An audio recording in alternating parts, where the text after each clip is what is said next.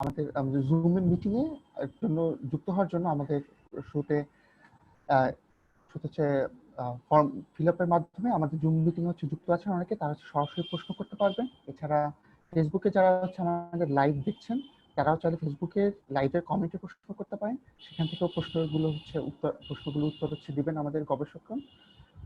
এবং আর যারা জুমে আছেন তারা চ্যাট বক্সে যদি প্রশ্নটি করেন তখন আমরা প্রশ্নটি আমাদের গবেষকদের কাছে পৌঁছে দিব। তো আমি শুরুতেই অনুরোধ জানাচ্ছি সৈয়দ লামিয়া মাহাদ আপুকে গ্র্যাভিটেশনাল লেন্সিং নিয়ে যদি তিনি শুরু করতেন।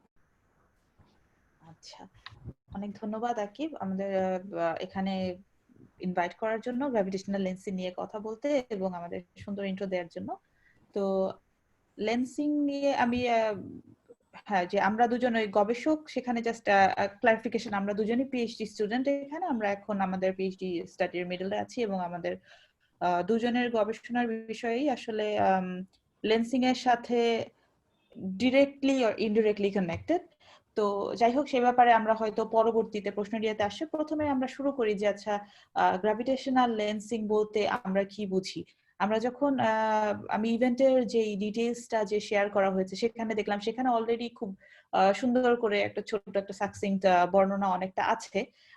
তারপরেও বলা যে আসলে গ্র্যাভিটেশনাল লেন্সিং মানে হচ্ছে খুব সহজ কথায় যে লেন্স বলতে আমরা আসলে কি বুঝি। লেন্স হচ্ছে যে আমরা সবাই চশমার লেন্স বা অন্য যে কোনো লেন্সে দেখি, যেখানে আলোটা যে আসছে, একটা যে কোনো একটা উৎস থেকে আসা আলো যদি আমাদের একটা লেন্স বা একটা অবজেক্ট যখন সেটাকে ডিফ্লেক্ট করে দিতে পারে বা সেটার গতিপথ পরিবর্তন করে দিতে পারে, তখন যেটা হয় যে আমরা যখন একটা কাচের লেন্সের কথা চিন্তা করি, তখন লেন্সে কি হয় যে একটা আলো আসছে কোনো একটা জায়গা থেকে, লেন্সের কারণে আলোটা গতিপথ পরিবর্তন হয়ে যাচ্ছে, সেজন্য ওই যে বস্তুটাকে আমরা দেখতে পাচ্ছি সেই বস্তুর যে ইমেজ বা প্রতিচ্ছবিটা তৈরি হচ্ছে সেটার জায়গাটা বদল হয়ে যায়।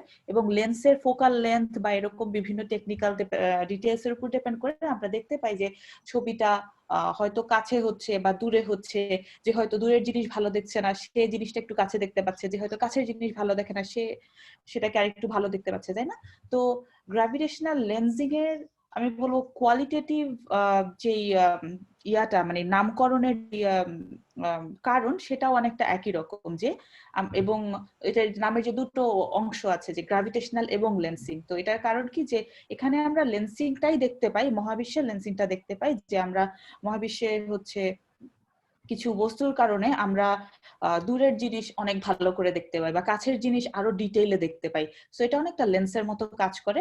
তবে এটা আমাদের জানাশোনা চশমার লেন্সের মতো না। এটা আলোর গতিপথকে এমন না যে আলোটা আসছে, আস্তে আস্তে মাধ্যমটা বদলে গেল, আলোর গতিপথটা পরিবর্তিত হয়ে গেল। বরঞ্চ এখানে লেন্সিংটা হয় হচ্ছে গ্র্যাভিটেশনাল এফেক্টের কারণে বা হচ্ছে আমাদের মহাকর্ষের কারণে। তো সেটা কিভাবে হয় জানতে হলে আমাদেরকে আসলে ওই আইনস্টাইনের জেনারেল থিওরি অফ রিলেটিভিটিতেই চলে যেতে হবে। তো সেখান থেকে আমি খুব সহজে জাস্ট একটু ব্যাখ্যা করার চেষ্টা করি। তা হচ্ছে যে আইনস্টাইনের জেনারেল থিওরি অফ রিলেটিভিটি আমাদেরকে বেসিক্যালি কি বলে, যে এক মহাবিশ্বে বিভিন্ন বস্তু অনেক, বা বলা যায় যে বস্তুর ভরের কারণে সেই বস্তুটা স্পেস টাইমে বা স্থানকালে যে বক্রতা তৈরি করে, এবং ওই বক্রতার কারণে স্থানকালের মধ্য দিয়ে যখন আলো বা অন্য কোনো বস্তু যাবে তার গতিপথের যে পরিবর্তনটা হয়, এই জিনিসটা আমরা আসলে জেনারেল থিওরি অফ রিলেটিভিটি দিয়ে বুঝতে পারি। তো সেটার সাথে লেন্সিং এর রিলেশনটা কি, যে এটার মাধ্যমে আমরা বলি যে যদি কোনো একটা ভারী বস্তু কোথাও থাকে, এর কারণে এর চারপাশে পথটা বদলে যাবে, জিনিসপত্র এরপরে চারপাশ দিয়ে যে স্পেস টাইমটা আছে সেই স্পেস টাইমটা কার্ভড হয়ে যাবে। তো এটার খুব একটা সিম্পল অ্যানালজি কিরকম হতে পারে, যে আমরা অনেকেই হয়তো জানি যে জেনারেল থিওরি অফ রিলেটিভিটির যখন আমরা বর্ণনা পড়তে চাই একটু সহজ ভাষায়, তখন খুব কমন একটা অ্যানালজি হচ্ছে যে একটা স্ট্রেচড রাবার শিট। যে একটা যদি টেবিল থাকে, যে টেবিলের উপরের পর্দাটা হচ্ছে একটা রাবারের শিট, যেটা হচ্ছে স্ট্রেচ করা, যেটা টান টান অবস্থায় আছে। তো সেখানে আমরা গ্র্যাভিটির অবস্থা বা গ্র্যাভিটেশনের প্রভাবটা কিভাবে দেখতে পাই, যে সেখানে যদি আমি একটা ভারী জিনিস বসাই, যে একটা মার্বেল বসাচ্ছি বা একটা ভারী গলফ বল বসাচ্ছি, তখন ওইটার ভরের কারণে স্ট্রেচড যেই ব্যাপারটা, ওটা একটু দেবে যায় মাঝখানে। তো দেবে যাওয়ার কারণে কি হয়, ওর আশেপাশে যদি কোনো ছোট একটা অবজেক্ট থাকে সেটা ওর কাছে চলে আসতে চায়। তো গ্র্যাভিটি অনেকটা এরকম, যে গ্র্যাভিটির কারণে কোনো ভারী বস্তু যখন আমরা কোথাও কোথাও থাকে মহাবিশ্বে, এর কারণে চারপাশে স্থানে এবং কালে একটা বক্রতার তৈরি হয়। তো বক্রতার মানেটা কিরকম, সেটা হচ্ছে যে যখন আমরা একটা সমতলের কথা চিন্তা করি, সে একটা পেপার শিট আছে, একটা কাগজে বা একটা সমতল টেবিলের উপর আমরা যদি দুটা বিন্দু ধরি, এই দুইটা বিন্দুর মধ্যে যখন আমরা দূরত্বটা মাপার চেষ্টা করব, তখন এই দূরত্বর সবচেয়ে কি বলবো, যে দুইটা বিন্দুর মধ্যে সর্বনিম্ন যে দূরত্ব সেটা হচ্ছে একটা সরল রেখা হবে, কারণ আমার স্পেসটা এখানে ফ্ল্যাট। এবং ওই দুটো বিন্দুর মধ্যে দিয়ে যখন আলো যাবে, কারণ আলো যখন যায় তখন আলো অবভিয়াসলি সবচাইতে কম ডিস্টেন্সে যে পথটা আছে, কম দূরত্বে যে পথটা আছে সেদিক দিয়ে যেতে চায়। তো সরল যখন আমার স্থানকাল হবে তখন আলোটা যেতে চাইবে একটা সরল পথে। কিন্তু যখন আমার গতিপথটাই বাঁকা হবে, যখন আমার স্পেসটাই বাঁকা হবে, তখন আলো যদিও তার আলোর কাছে মনে হবে যে সে সরল পথেই যাচ্ছে, আসলে সরল পথে যাচ্ছে না। এখন এটার এক্সাম্পলটা কিরকম, যে আমরা যদি একটা পৃথিবীর একটা গ্লোবের কথা চিন্তা করি, যে একটা ওয়ার্ল্ড ম্যাপ যেটা গ্লোব শেপের, সেখানে আমরা যেমন বাংলাদেশে বা এবং অন্য যে কোনো একটা দেশে দুটো পয়েন্ট নেই, আচ্ছা ওই দুইটা জায়গার মধ্যে দূরত্বটা কতটুকু। তো আমি হয়তো বলবো যে আচ্ছা পৃথিবী বরাবর গেলে আমি তো সোজা রাস্তাতেই হাঁটছি, আমি সরল রেখাতেই হাঁটছি, আমি কোনো দিকে যাচ্ছি না। বাট আমি যদি একটু দূর থেকে দেখি বা একটা ক্রস সেকশন নেই, তখন দেখবো যে আসলে ওই দুটো পয়েন্টের মধ্যে ডিস্টেন্সটা কিন্তু আসলে একটা সরল রেখা না, এটা একটা বক্রতা আছে।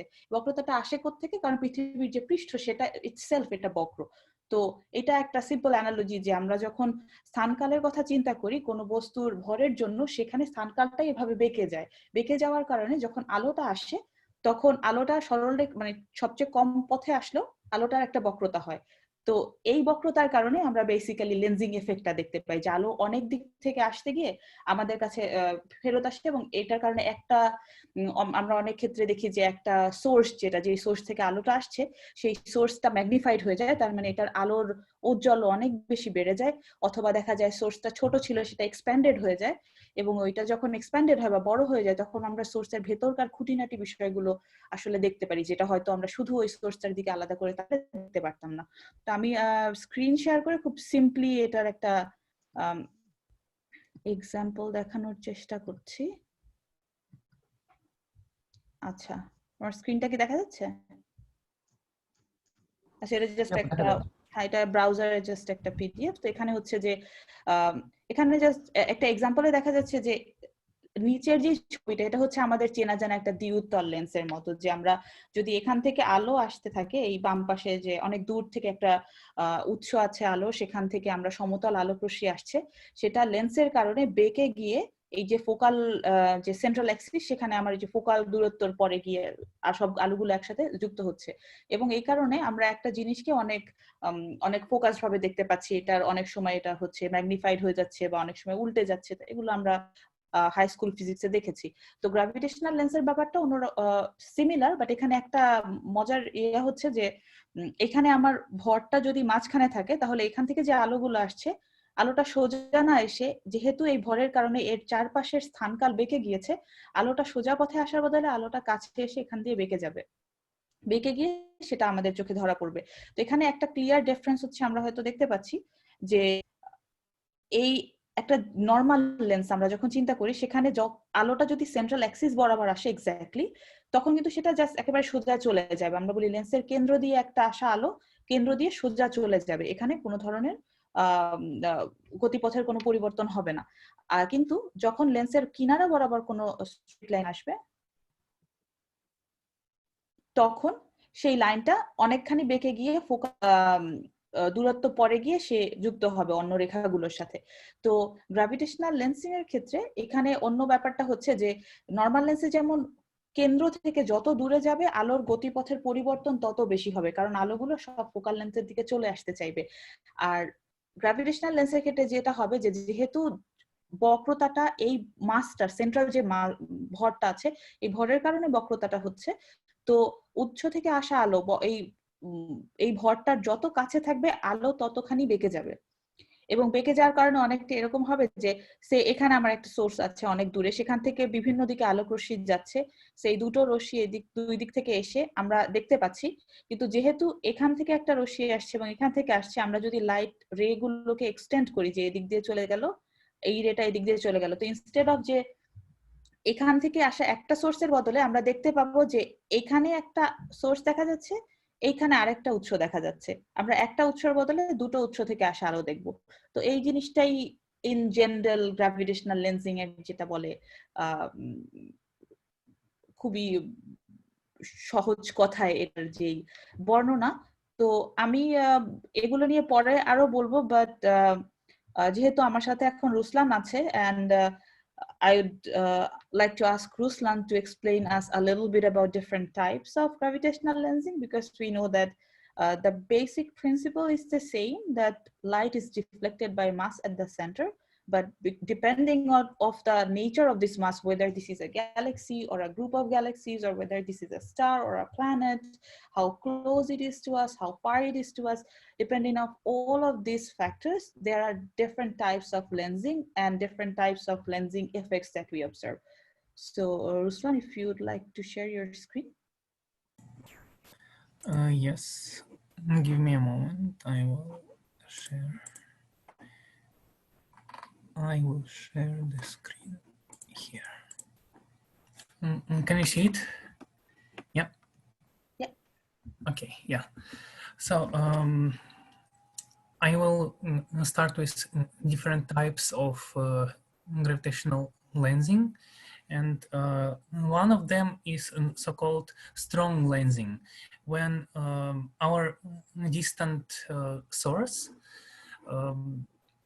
is lensed in the way so it creates multiple distorted images of itself due to large mass concentration in the center. And then here you can see example of such a strong lens of point source deflected by a cluster group of galaxies. For example, it can happen this that not only the largest ensemble of the mass, like groups or clusters of galaxies, can create such gravitational potential to create this strong lensing, but it also can happen even due to one single but very massive galaxy. And this is another example from my own work, for example, where we have three images which create the arc and one counter image, and where I removed lensed galaxy. This is another example of strong lensing. This one example from the work which was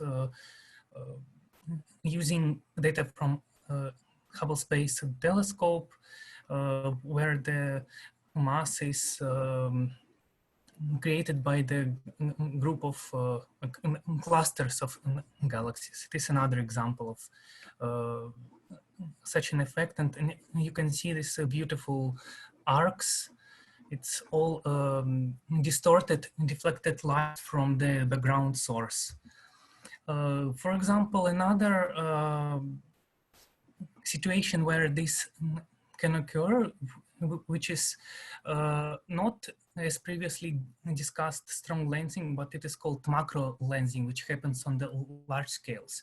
This is also strong lens, but it is a micro lensing when the masses involving in this process are much smaller than huge concentrations of galaxies. And for example, here you can see in the top part of this image, in the right hand side, the telescope or observer, at the left source object or source star. It emits light in every direction, but due to the lens star which is in the middle, the light is deflected, and we can see magnification in its spectrum with time. I mean, we observe this star, their relative movement, and we see the peak, this magnification. And what can happen if that star, host star, has planet orbiting around it? Due to geometric configuration of this planet and its host star, it can So, anyway, so it can create additional extra potential, and we can see in this spectra this spike in the light observed there. It's because of this extra mass, extra excessive mass. So it's another interesting situation when lensing shows us some like nice event that we can use to explain these situations. Here you can see it's another image of the same process. There is another type of the lensing which is called weak lensing. It happens on the, say, smaller scales. It's not as strong as strong lensing. We don't really see multiple images of one background source, but we just see distortions of this source, and because of the presence of many smaller deflectors.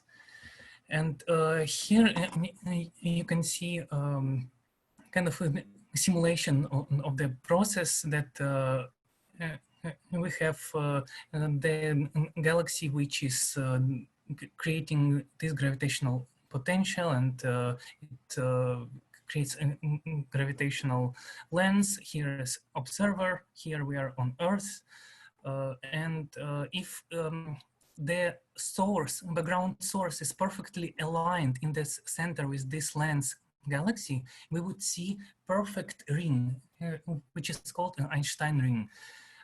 But if there is some offset between the center of background source and lens galaxy, then we will see different configurations. For example, as I showed from my work, there can be arc, can be multiple different images. It can have many different configurations.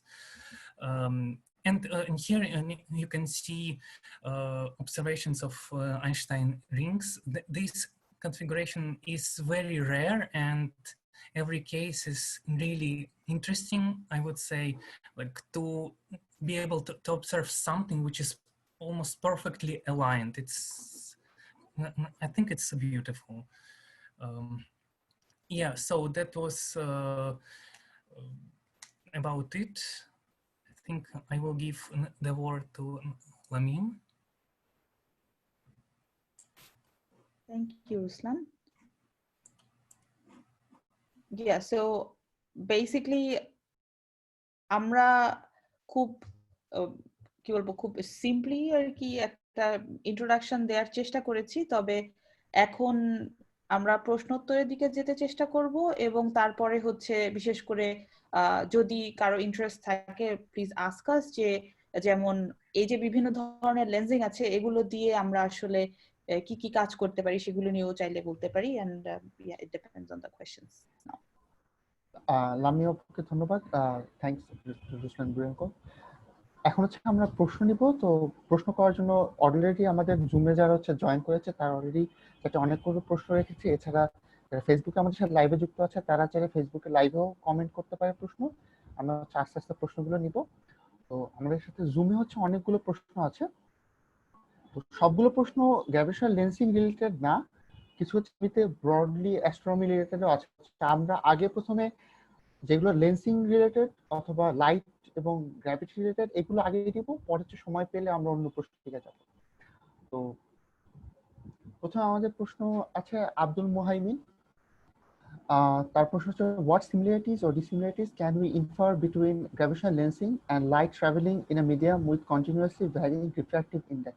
Does GL have any effect on the speed of light? Okay, very good. Lamine আপু আর Ruslan যে কেউ হচ্ছে আপনারা চাইলে প্রশ্ন করতে পারেন। ঠিক আছে, থ্যাংক ইউ। আচ্ছা, তো ভেরি গুড কোয়েশ্চেন। আমি শুরুতেই কিছুটা বলেছিলাম যে গ্র্যাভিটেশনাল লেন্সিং আর রিয়েল লেন্সিং এর মধ্যে real not really real like optical lensing আমরা যেটা বলি, যে অপটিক্যাল মিডিয়ামের কারণে আমরা যে লেন্সিং দেখি তাদের মধ্যে মিল আছে কোয়ালিটেটিভলি। যেটা আমরা দেখি যে আচ্ছা লেন্সিং আসলে কি করে, লেন্সিং এর কারণে আমরা বেসিক্যালি দুটো জিনিস দেখতে পারি। এক হচ্ছে আমরা দেখি যে একটা অবজেক্ট ম্যাগনিফাইড হয়, তার মানে কি একটা উৎস থেকে আসা আলোর ঔজ্জ্বল্য বেড়ে যায়, এর আগে যেটার ঔজ্জ্বল্য ছিল সেটার দ্বিগুণ তিনগুণ অনেক গুণ হয়ে যেতে পারে আলোটা। এবং এইটার একটা বড় কারণ কি, কারণ অবজেক্ট আসলে বড় হয়ে যায়, এটা স্ট্রেচড আউট হয়। কারণ তো ওই স্ট্রেচড আউট হওয়ার কারণে হচ্ছে, এবং কিভাবে আমরা চিন্তা করতে পারি যে একটা যদি আমরা ওই যে লেন্স নিয়ে, যেসব লেন্স দিয়ে আমরা যে আতশ কাচ যেটাকে বলি, ওটা দিয়ে যদি কোনো অবজেক্টকে দেখি, আমরা দেখি কি একটা জিনিস হচ্ছে যেমন বড় হয়ে যায়, অনেক সময় জিনিসটা দেখতে একটু একটু বিকৃতও হয়ে যায়, যেটা দেখতে একদিকে ছোট একদিকে বড় হয়ে যাচ্ছে, কারণ আমরা লেন্সটা জিনিসটার বরাবর কতটুকু সোজা রাখতে পারছি তার উপর এটা ডিপেন্ড করে। যদি একেবারে সেন্টার বরাবর রাখতে পারি এবং রেখে যদি আমরা কাছে থেকে দূরে লেন্সটাকে সরাই, আমরা কি দেখি যে অবজেক্টটা ছোট থেকে বড় হয় বা বড় থেকে ছোট, যেটা আকারটা পরিবর্তন হচ্ছে। কিন্তু আমরা যদি লেন্স একটা জিনিসকে রেখে আমরা যদি লেন্সটাকে এরকম ডানে বামে সরাই, আমরা দেখবো কি অবজেক্টটার শেপ চেঞ্জ হয়ে যাচ্ছে। কারণ লেন্সিং এ আসলে মানে বেসিক্যালি তিনটা জিনিস থাকে। একটা হচ্ছে জিনিসটা ম্যাগনিফাইড, মানে কত বড় হচ্ছে, এটার ব্রাইটনেসটা কত, তারপর হচ্ছে এটার ম্যাগনিফিকেশন, যেটা আসলে এটার সাথে রিলেটেড। আরেকটা জিনিস হচ্ছে কি যে আমাদের বস্তুটার আকার পরিবর্তন হয়ে যায়, ওইটাকে আমরা যখন লেন্সিং ক্যালকুলেট করি, গ্র্যাভিটেশনাল লেন্সিং, ওটাকে শিয়ার বলে। তো গ্র্যাভিটেশনাল লেন্সিং এর সাথে অপটিক্যাল লেন্সিং এর এই দুটো ব্যাপারে মিল আছে। কিন্তু গ্র্যাভিটেশনাল লেন্সিং যেহেতু গ্র্যাভিটির কারণে হচ্ছে, এটা শূন্য স্থানের মধ্য দিয়ে বা ভ্যাকুয়াম দিয়ে যে আলোটা আমাদের কাছে আসছে তার কারণেই হচ্ছে, এখানে কোনো ধরনের মিডিয়ামের পরিবর্তন হচ্ছে না আসলে, এটা ইলেকট্রোম্যাগনেটিক ওয়েভ জাস্ট আমাদের কাছে স্পেস দিয়ে আসছে যে সেটার কারণে। তো এইখানে মাধ্যমের পরিবর্তনের সাথে এটার কোনো সম্পর্ক নেই। তবে যেহেতু এটা আলো, আমাদের কাছে গ্র্যাভিটেশনাল লেন্সিং দিয়ে আসা আলো যদি আমি সরাসরি লেন্সের মাধ্যমে না দেখে বা কোনো ক্যামেরা দিয়ে না দেখে, যদি আমি ওইটাকে আরো একটা বড় রিফ্র্যাক্টিং সোর্সের মধ্যে দিয়ে দেখি, তাহলে সেখানে গ্র্যাভিটেশনাল লেন্সিং হচ্ছে, তারপরে সেটার মধ্যে দিয়ে অপটিক্যাল লেন্সিং হচ্ছে। সো ডেফিনেটলি আমরা দু ধরনের রিফ্লেক্টই সেটা দেখতে পাবো। এটা just basically physics adding up. আর একটা প্রশ্ন হচ্ছে অনেকেরই ছিল, তো সেজন্য আমি কাউকে একজন করে আইডেন্টিফাই করতেছি না। প্রশ্ন হচ্ছে ডার্ক ম্যাটারের সাথে গ্র্যাভিটেশনাল লেন্সিং এর কি সম্পর্ক আছে? আচ্ছা, ডার্ক ম্যাটারের সাথে লেন্সিং এর সম্পর্ক হচ্ছে, লেন্সিং কে আমরা বলতে পারি এটা হচ্ছে আমাদের কাছে থাকা অলমোস্ট একমাত্র টুল যেটা দিয়ে আমরা ডার্ক ম্যাটারের ডিস্ট্রিবিউশন ইমেজিং করতে পারি। সেটা কি রকম, যে আমরা ওই যে আমি কুইকলি হয়তো স্ক্রিন শেয়ার করি সেম প্রেজেন্টেশনটাই, বাট ওখানে আমি একটু দেখাচ্ছি। হ্যাঁ, এখানে থেকে আসলে সবচেয়ে বেশি বোঝা যায় যে উইক লেন্সিং যখন আমরা বলি, উইক লেন্সিং থেকে হচ্ছে আমরা just a moment,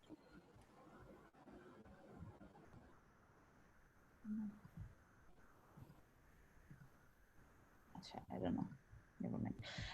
so weak lensing থেকে হচ্ছে আমরা ম্যাটার ডিস্ট্রিবিউশনের ব্যাপারে খুব ভালো জানতে পারি। সেটা কি রকম, কারণ উইক লেন্সিং এর ক্ষেত্রে আমরা কি বলি যে আমরা জানি যে এখানে একটা সোর্স আছে, একটা উৎস আছে যেখান থেকে আলো আসছে, এবং আলোটা আসার সময় এর মাঝখানে যেই ভর আছে বা ভর আছে, সেই ভরের কারণে আলোর গতিপথ পরিবর্তন হয়ে যাচ্ছে। তো এইখানে হচ্ছে অপটিক্যাল লেন্সিং এর সাথে গ্র্যাভিটেশনাল লেন্সিং এর আরেকটা বড় পার্থক্য, যে অপটিক্যাল লেন্সিং এ আমরা সবসময় চিন্তা করি হচ্ছে একটা একটা লেন্স আছে সেখানে, অথবা আমরা যদি মাল্টিপল লেন্সের কথা চিন্তা করি, আমরা একটার পরে একটা লেন্স আছে এভাবে চিন্তা করি, যে অনেকগুলো লেন্স একটা কম্বিনেশন আছে সেখান থেকে দেখছি।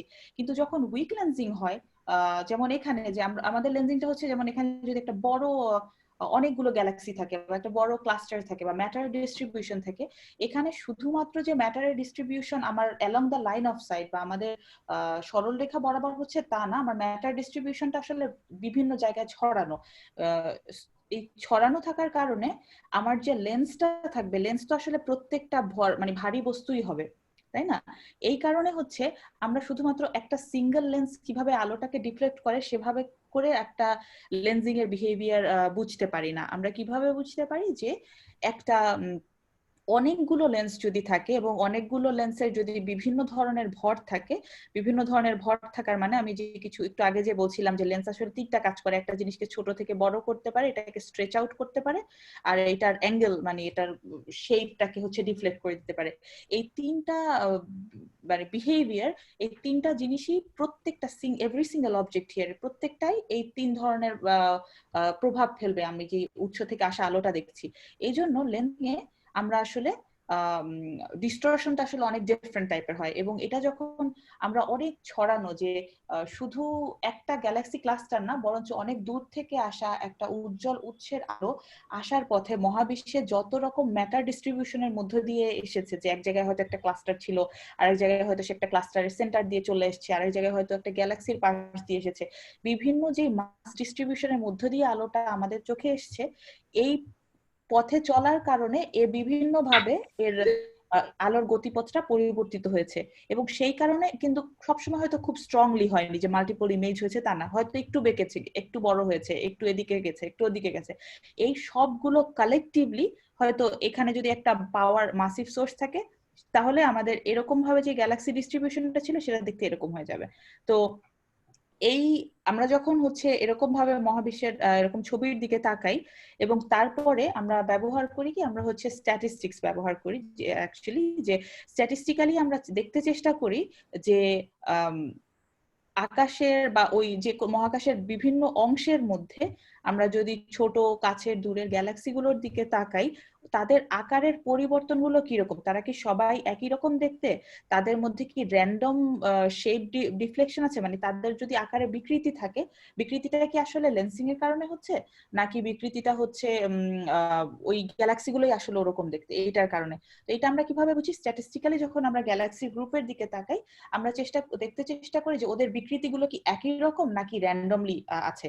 কারণ যদি ওই গ্যালাক্সিগুলোর বিকৃতিটা এর আমার দেখার একটা লেন্সের কারণে হয়, তাহলে বিকৃতিগুলো অনেকটা এরকম হবে, যেগুলির মানে কি বলবো ডিস্ট্রিবিউশনটা অনেকটা সিমিলার প্যাটার্ন যাচ্ছে, এগুলো স্ট্রেচড হয়ে যাচ্ছে, মনে হচ্ছে একটা সেন্টারে অনেকটা ভারী জিনিস আছে, এই কারণে চেঞ্জ হচ্ছে।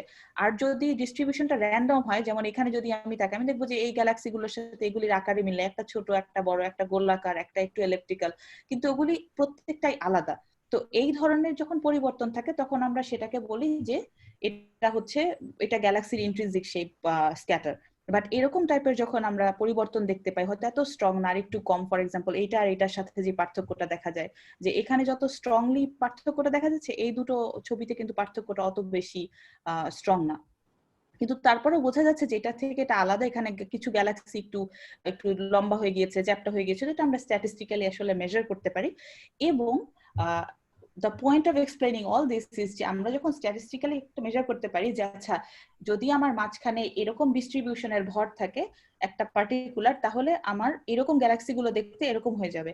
এখন আমি যদি সেটা করতে পারি, আমি আদার ওয়ে অ্যারাউন্ডও করতে পারি। কিরকম, যে আমরা আকাশের দিকে তাকিয়ে এরকম দেখতে পাচ্ছি, এবং আমি জানি যে স্ট্যাটিস্টিক্যালি গ্যালাক্সিগুলোর এরকম দেখানোর কথা, সেইখান থেকে আমরা একটা ধারণা করতে পারি যে এখানে ম্যাটারের ডিস্ট্রিবিউশনটা কিরকম। এবং যখন আমরা ম্যাটারের ডিস্ট্রিবিউশনের একটা প্যাটার্ন পাই, যাচ্ছে এই জায়গাতে প্রতি সে পার 8 সেকেন্ড স্কয়ার অথবা প্রতি একক ক্ষেত্রফল জায়গাতে আমাদের এত পরিমাণে ভর আছে, তাহলে আমার ছবিটা এমন ভাবে বিকৃত হয়ে যেতে পারে। কিন্তু তারপরে আমি আর একটা জিনিস কি করবো, যেহেতু আমি গ্যালাক্সি গুলো দেখতে পাচ্ছি, সেখান থেকে আমি অপটিক্যাল লাইটও পাচ্ছি, সেই অপটিক্যাল লাইট থেকে আমি ওই গ্যালাক্সি গুলোর দৃশ্যমান ভরের ব্যাপারে একটা কিউমুলেটিভ আইডিয়া পাবো, যেখানে কতটুকু ভর তারা বা দৃশ্যমান বস্তু থেকে আসছে, তারা বা গ্যাস থেকে। তারপরে কিন্তু ম্যাটার ডিস্ট্রিবিউশন থেকে আমরা সবসময় দেখতে পাই যে এখানে অনেক বেশি পরিমাণে ভর আছে, আমরা যতটুকু ভরকে দেখতে পাচ্ছি বা দেখা আলোর সাথে কম্পেয়ার করতে পারছি, তার চেয়ে অনেক বেশি ভর থাকে। এই যে না দেখা ভরটা, সেই ভরটাকেই কিন্তু আমরা এখন ডার্ক ম্যাটারের ডিস্ট্রিবিউশন হিসেবে অ্যালাইন করছি। সো আমাদের যেই আমরা যখন অবজার্ভ করি বা উইক লেন্সিং এর সবচেয়ে রিসেন্ট এবং মোস্ট পাওয়ারফুল সার্ভিস, এগুলির একটা বড় উদ্দেশ্য হচ্ছে যে আমাদের মহাকাশে আমাদের যে না দেখা ভরের যে ডিস্ট্রিবিউশন অথবা যে ডার্ক ম্যাটার যে ডিস্ট্রিবিউশন, এটা একেবারে খুব প্রিসাইসলি কোয়ান্টিফাই করা আর কি।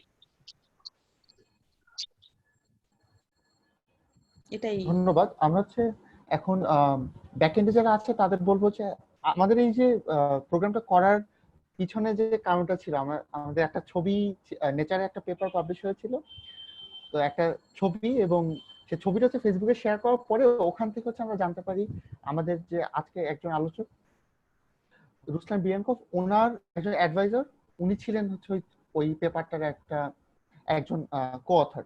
আমি যে ছবিটা একটু দেখতে পারি,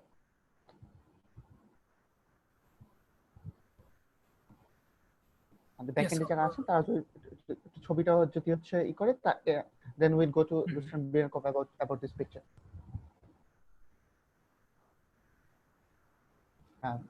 Please. Okay.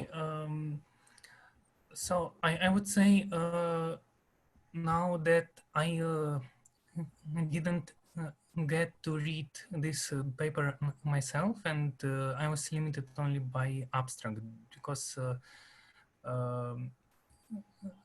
there is it's not so easy to get access to Nature papers, but I can explain general background of like the main result of this work as I understand this.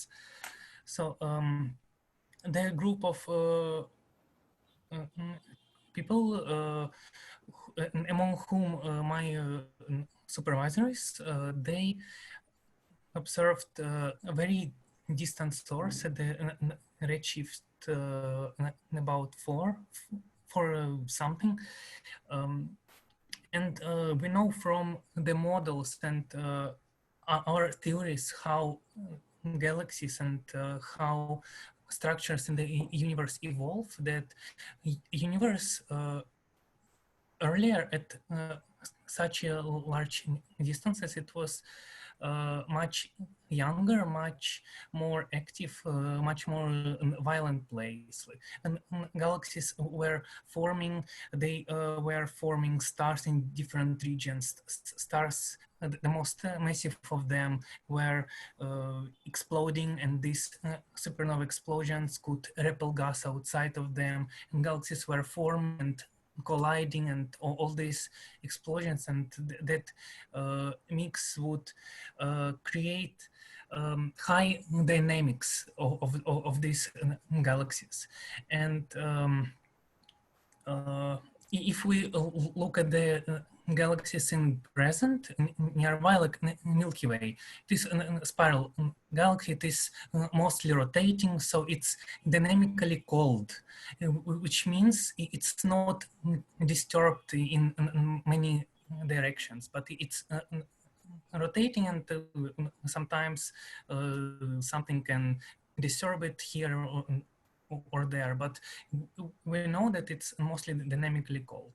But what this group of people found, that at this high redshift, there is something like the ratio of cold dynamics to the hot dynamics. It was around 10, which means that galaxy, that object they observed and wrote a paper, it was mostly cold. It was mostly rotating, for example, and less violent and less disturbed as we would expect at these high distances, high redshifts.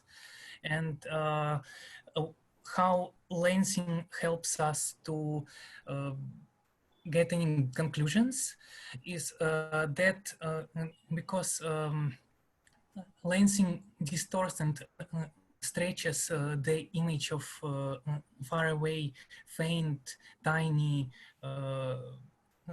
looking object, because we know that energy doesn't disappear, doesn't dissipate anywhere, and doesn't come from nowhere. So the surface brightness of the object should be conserved. It means that if the object was small, tiny, somewhere far away, and now it is stretched due to lensing, it should be magnified, because we see the same object but spread out to larger angular distances. So due to lensing effects, we can really magnify those faint faraway objects. And like the paper used like the people who wrote this paper, they used this idea, this effect of lensing, of signal magnification to get information, really small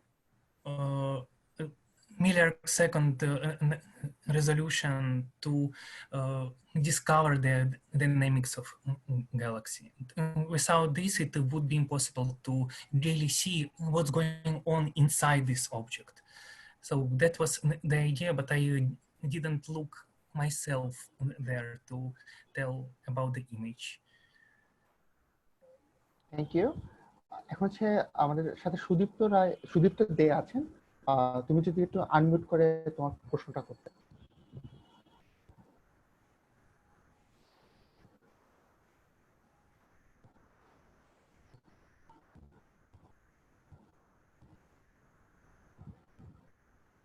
Sudipta দে।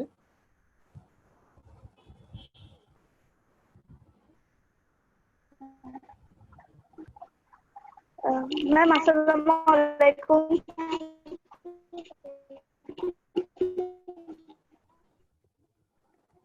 আমি কথা শুনতে পাচ্ছি না। আমার question ছিল gravitational lensing এর তুমি তো আমরা দূরের কোনো শোনা যাচ্ছে এখন? হ্যাঁ শোনা যাচ্ছে, তুমি বলো। হ্যালো, হ্যাঁ শোনা যাচ্ছে, তুমি বলো। Thank you. গ্র্যাভিটেশনাল লেন্সিং এর মাধ্যমে তো আমরা বিভিন্ন দূরের নক্ষত্র বা গ্যালাক্সির বিভিন্ন ভর সহ বিভিন্ন ধরনের মাধ্যমে জানা যায়। ওই ম্যাথমেটিক ইকুয়েশনটা বের ভালো। Thank you. আচ্ছা আপু প্রশ্নটা কি পেয়েছেন? আমি প্রশ্নটা সম্পূর্ণ বুঝতে পারিনি, তুমি যদি শুনে থাকো আকিব একটু রিপিট করো প্লিজ। আচ্ছা আমি আবার বলতেছি, গ্র্যাভিটেশনাল লেন্সিং এর মাধ্যমে আমরা দূরের কোনো গ্রহের ভর সহ নানা তথ্য পেতে পারি গাণিতিক সমীকরণের মাধ্যমে। সেই ইকুয়েশন সম্পর্কে বললে ভালো হতো। আচ্ছা, ইকুয়েশনের হচ্ছে ম্যাথমেটিক্স এর ব্যাপারে। হ্যাঁ বুঝতে পেরেছি, যে ম্যাথমেটিক্স এর ব্যাপারে। তো এখানে আসলে ওই যে I can show you some equations, কিন্তু এগুলি নিয়ে তো আসলে বলতে গেলে it becomes a lecture, কারণ এখানে একটা বা দুটো দিয়ে হবে না। কারণ আমরা যখন একটা কি বলবো, যে একটা যদি আমি সিঙ্গেল লেন্সের দিকে তাকাই, আমরা জানি যে একটা অপটিক্যাল লেন্সকে আমরা হচ্ছে লেন্সিং ইকুয়েশন দিয়ে হচ্ছে মডেল করতে পারি, যে একটা লেন্সিং ইকুয়েশন দিয়ে যে আমার বস্তুটা কত দূরে আছে আমরা হচ্ছে ওই যে 1/u + 1/v = 1/f ওরকম সিম্পল একটা মডেল দিয়ে আমরা বলতে পারি, বা ম্যাগনিফায়ার দিয়ে চেষ্টা করতে পারি। কিন্তু গ্র্যাভিটেশনাল লেন্সিং এর ক্ষেত্রে যেহেতু আমাদের মাল্টিপল এফেক্টস থাকে, আমরা ওই যে শিয়ার এবং অন্যান্য সেই পরিবর্তনের ব্যাপারটা দেখতে পাই। আমি জাস্ট হচ্ছে কুইকলি হয়তো দেখাতে পারি যে আমরা যখন একটা গ্র্যাভিটেশনাল লেন্সিং সিস্টেম কনফিগার করি, তখন আসলে এখানে আমাদের সিস্টেমটা আরেকটু বেশি complex, let's say. So for example আমরা যদি এভাবে তাকাই যে এখানে যদি আমি একটা অবজারভার থাকি, আমার লেন্সটা এখানে আছে এন্ড এখানে আমার সোর্সটা আছে, সোর্স থেকে যখন আলোগুলো আসছে এখান থেকে লেন্সে এসে ডিফ্লেক্টেড হয়ে আমি দেখতে পাচ্ছি, সেটা কিন্তু তার মানে সোর্সটা এখানের বদলে আমি সোর্সটা দূরে দেখতে পাচ্ছি। এটা it's still a very simple কি বলবো আইডিয়া। এবং এখানে যে আমার সোর্সের সাথে লেন্সের যে ডিসটেন্সটা, এখানে যে অ্যাঙ্গেলটা আছে, আবার সোর্সের সাথে আমাদের চোখের যে অ্যাঙ্গেলটা আছে, সবগুলো মিলে আমরা হচ্ছে এখানে মাল্টিপল ইকুয়েশনস আছে যেগুলো দিয়ে আমরা আসলে সব প্যারামিটার গুলোর ব্যাপারে জানতে পারি। যেমন আমরা যদি ডিফ্লেকশন অ্যাঙ্গেলের কথা বলি, যে আমার সোর্সের সাথে আগে দূরত্ব অ্যাঙ্গুলার ডিসটেন্সটা কত ছিল আর এখন আমার ইমেজের সাথে ডিসটেন্সটা কতটুকু, এই যে সোর্সের সাথে অ্যাঙ্গেল যদি বেটা বলি, ইমেজের সাথে ডিসটেন্স যদি থেটা বলি, তাহলে এই দুটোর পার্থক্যটাকে আমরা বলি ডিফ্লেকশন, কারণ সোর্সটা অতটুকু ডিফ্লেক্টেড হয়ে যাচ্ছে বিকজ অফ দিস লেন্সিং। তো সেটা আমরা এই ইকুয়েশন দিয়ে বের করতে পারি। তারপরে হচ্ছে আইনস্টাইন রেডিয়াস যেহেতু খুব একটা স্পেশাল, আইনস্টাইন রিং যেহেতু খুব একটা স্পেশাল সিনারিও, যখন হচ্ছে আমার সোর্সটা এক্স্যাক্টলি এই বরাবর থাকবে, যে এখানে কোনো এই বেটা বেসিক্যালি 0 হবে। সো ওটার কারণে আমার সোর্সটা থেকে আসা আলো বেসিক্যালি চারদিকে ছড়িয়ে যাবে। তো এখানে আরেকটা ইয়া আছে যে আমার সোর্সটা আসলে এক্সটেন্ডেড হতে হবে। যদি একটা পয়েন্ট সোর্স হয় সেটা আসলে এনাফ স্ট্রেচড হয়ে পুরো একটা কমপ্লিট রিং সবসময় হবে না। তো সেই ক্ষেত্রে আমরা আইনস্টাইন রেডিয়াসটা চিন্তা করতে পারি, যে কোনো একটা লেন্সের ক্ষেত্রে যে লেন্সটা যদি একটা পার্টিকুলার ডিস্টেন্সে থাকে, তখন আমরা সেই লেন্সের যে আইনস্টাইন রেডিয়াসটা সেটা আমরা এইভাবে এই ইকুয়েশন দিয়ে হিসেব করতে পারি। এবং সেখানে এই থিটাটা বেসিক্যালি কি, যে আমরা যখন দূরত্বটা দেখি, আমরা দূরত্বটা অ্যাঙ্গুলার ডিসটেন্সে মাপি, কারণ আকাশে যখন আমরা একটা জিনিস দেখি, দুটো জিনিসের মধ্যে দূরত্বটা তো আমরা আসলে একটা যে খগোলক বলে, যেটা আমরা মহাকাশীয় গোলক, যে গোলকে আমরা কৌণিক ভাবে এটার মধ্যে দূরত্ব দেখতে পাই। এবং এখানে আরো ব্যাপার আছে যে যখন আমাদের যে ইমেজ পজিশন যদি মাল্টিপল জায়গাতে হয়, সেই অনুযায়ী হচ্ছে আমরা এটার মাল্টিপল কি বলবো ইমেজ দেখতে পাবো ডিফারেন্ট পজিশনে, সেটার জন্য আলাদা আমার ইকুয়েশন আছে। এন্ড তারপরে যদি আমি ম্যাগনিফিকেশনের কথা চিন্তা করি, যে একটা অবজেক্ট কতটুকু স্ট্রেচড আউট হয়ে যাচ্ছে, বড় হয়ে যাচ্ছে, সেই কারণে এটার আমার ঔজ্জ্বল্য কিভাবে বাড়বে বা কমবে, সেটার জন্য আমরা ইকুয়েশন ইউজ করতে পারি। There is like a lot of it. And আমি আমাদের হয়তো সময় থাকলে পরবর্তীতে আমরা লেন্সের জন্য লেকচার টাইপের হয়তো কিছু করতে পারি, কিন্তু আজকের জন্য আসলে আমার মনে হয় এটা কিছুটা out of scope. Thank you. তো এবার হচ্ছে আমি বলবো গোলাম ইশতিয়াক, আপনি যদি আপনার মাইকটা আনমিউট করে আপনার প্রশ্ন করেন।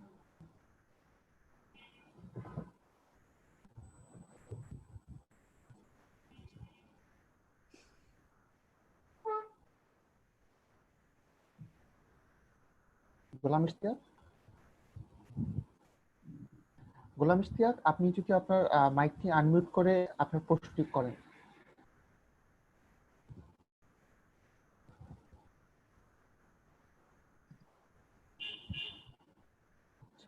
আচ্ছা, আমি হচ্ছে ওনার প্রশ্নটা করে দিচ্ছি।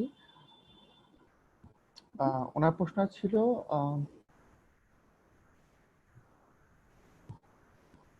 আপনি যদি আনমিউট করতে পারেন তাহলে আপনি নিজেই করতে পারেন প্রশ্নটা।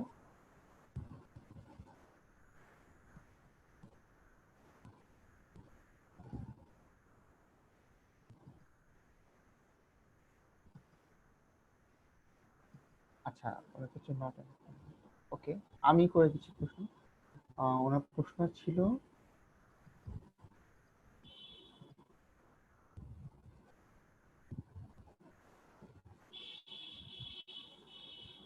in the two-dimensional example of GR, the example of a stretched rubber band is used that implies the object to stay constrained on that curved rubber band. Is there any kind of constraint in 3D space case?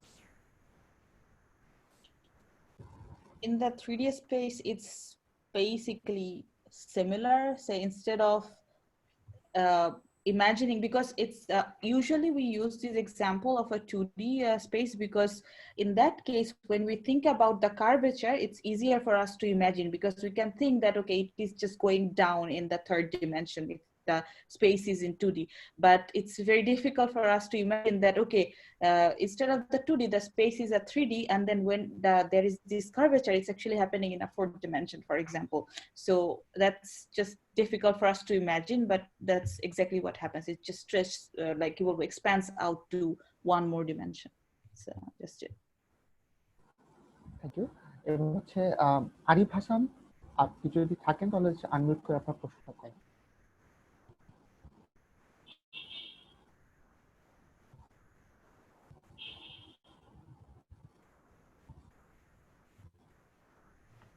Arif Hasan,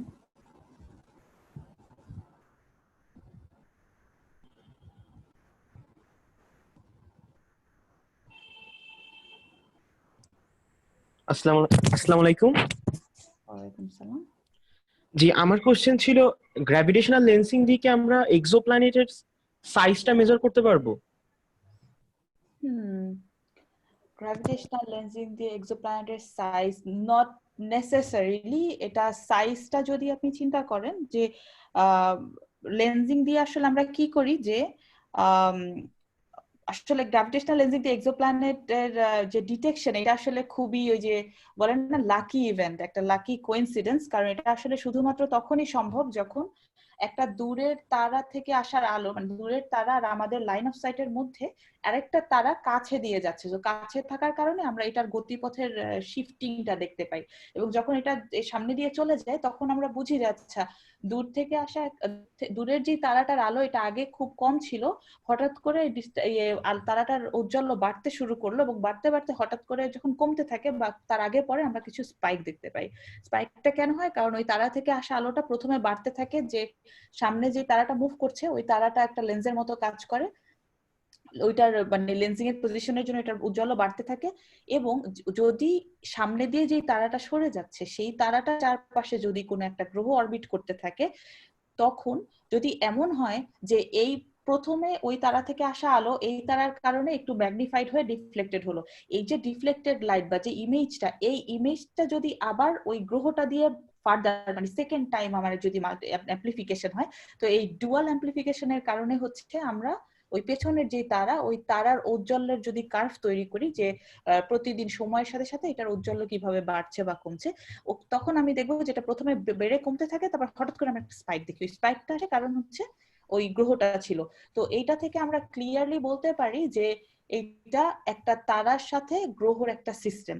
তো how can this help us? এখান থেকে আমরা যদি আমরা ম্যাগনিফিকেশনের সাথে জানতে পারি যে এই তারাটা কত দূরে দিয়ে যাচ্ছে, মানে যেই তারাটা আমার সামনে দিয়ে সরে যাচ্ছে তারাটা কত দূরে আছে, সেখান থেকে ম্যাগনিফিকেশন যদি আমরা জানি, এবং যেই তারার যেই ওটার সাথে যে প্ল্যানেটটা আছে সেখান থেকে হয়তো আমরা গ্রহটার ভরের ব্যাপারে একটা এস্টিমেশন করতে পারি। কিন্তু যদি আমরা গ্রহটার আকার সম্পর্কে জানতে চাই, তাহলে ওই যে তারাটার ব্যাপারে জানলাম আমরা যে এই তারার সাথে একটা গ্রহ আছে, ওই তারার দিকে আমরা পাওয়ারফুল টেলিস্কোপ দিয়ে যদি অবজার্ভ করি, স্পেশালি সে অন্য অন্য লাইক ডিফারেন্ট কি বলবো ডিরেক্ট ইমেজিং যেসব টেকনিক আছে, হয়তো ইনফ্রারেড দিয়ে তাকানো যায়, কেপলার টাইপের বা স্পিটজার টাইপের টেলিস্কোপ দিয়ে, তখন আমরা ওই গ্রহের আকারের ব্যাপারে হয়তো জানতে পারবো, বা স্পেকট্রোস্কোপি দিয়ে হয়তো জানার চেষ্টা করা যেতে পারে। কিন্তু থ্যাংক ইউ। খাদিজার উপায়তে একটা প্রশ্ন ছিল, প্রশ্ন হচ্ছে what is time crystal, does gravitational lensing have any connection with it? what's time, sorry? What is time crystal? মানে আমার কাছে টার্মটা একদমই নতুন, আমি জানি না কি জিনিস, আপনি যদি জানেন। Time crystal.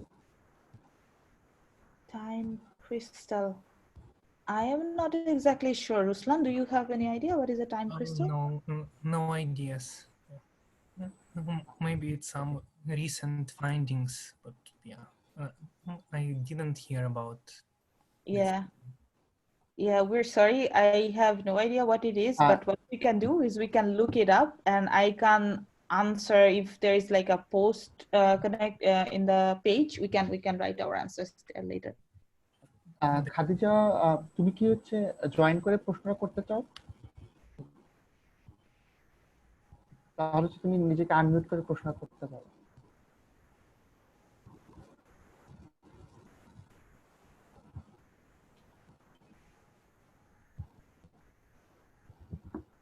ওকে, তাহলে হচ্ছে আমরা পরের প্রশ্নে চলে যাই। জারিফের একটা প্রশ্ন ছিল। জারিফ, তুমি যদি আনমিউট করে তোমার প্রশ্নটা করো।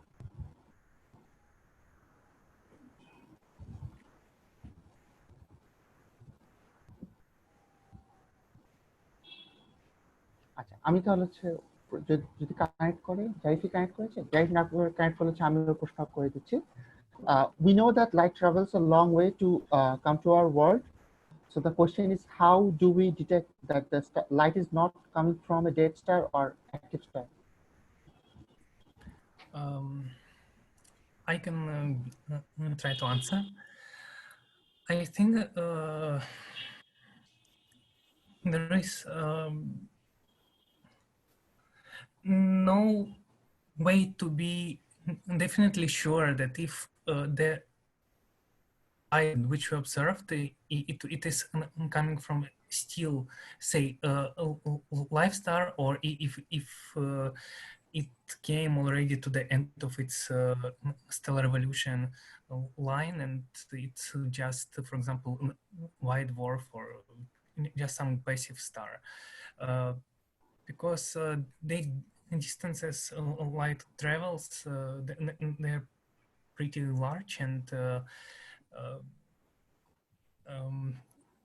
while this light is traveling, some processes could have already occurred, so we wouldn't know immediately if something happened with that star inside the galaxy.